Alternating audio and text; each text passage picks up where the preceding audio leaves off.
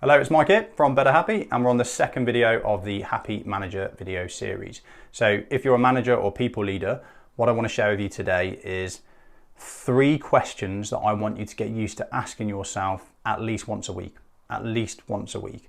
And again, if you're a manager or people leader, I also want you to get used to asking this question of your people and seeking their feedback on these questions. I'll talk about how you can do that a little bit towards the end of the video. So first of all, question 1, health.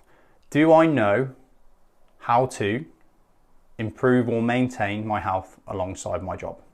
Do I know how to improve or maintain my health alongside my job? If the answer is yes, fantastic. If the answer is no, we need to dig into that and find out why. Because obviously, if you don't know how to, your health's going to decline. That's going to affect your performance and your happiness. Secondly, engagement or motivation. Do I enjoy and feel valued in my job? Do I enjoy and feel valued in my job? If the answer is yes, fantastic. We want to keep doing what we're doing. If the answer is no, we need to dig into why. Because if we're not engaged in our work, if we're not motivated at our work that we spend on average at least 50% of our waking hours at, that's going to affect our performance at work and our lives overall. And then the third question is around performance and what we like to call it Better Happy, performance without sacrifice. So the question here is, am I able to perform to the high standard required of me at work without sacrificing my work-life balance? And that's really important. So am I able to perform to the high standards required of me at work without sacrificing my work-life balance? This is especially important for managers and people leaders because you find that as you step up to those roles and you have all that extra responsibility, you're still able to work to that high standard, but you do that by sacrificing work-life balance, which slowly leads to burnout, which is why a lot of managers tend to leave at the kind of between the 2 and 5 year points because they're burning out. So those are the 3 questions. I want you to get used to asking yourself those questions at least once a week, and I want you to get very businessy with it and score and track where you're at with those questions because things will change over time. The easiest thing to do here, write those questions down once a week, score them 1 to 10. That starts to give you some data to track. You can find out your overall score by adding them together and dividing them, but you don't need to do that. So how do we go about asking this with our people, and what do we do if the answer is no? So there's a few different ways that you can ask your people these questions, and I highly recommend doing this.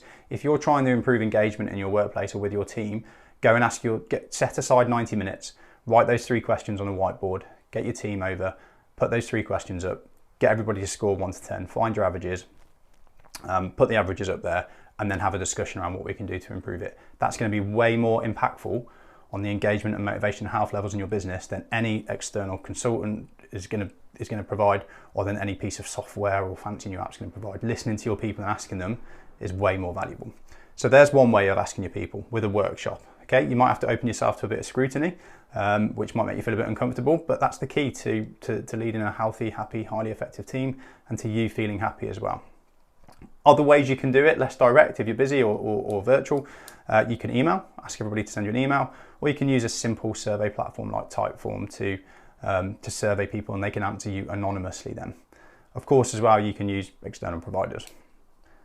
So what do we do when the answers are no, whether it's for us personally or for our teams? Well, we ask, okay, well, what do we need to know? Where's our lack of knowledge? What's going wrong in this area? Keep asking why until we get to the what we need to do to improve it. If we get to what we need to improve and we don't know how to do that, that's when we start looking externally for help. So for example, with health, for example, if I get to the point that it's because my posture is killing me, I don't know what to do about it, that's then when we look for the external help. But because it's targeted at our answers, that's going to be highly effective to what we're trying to do, as opposed to just going on the internet and finding something that tells you it's going to improve health and gets you to sit in meditation when really what you need to do is improve your bad back. How often should we do this? Like I said, as a manager, for you as an individual, I think you need to get into a habit of doing it on a weekly basis.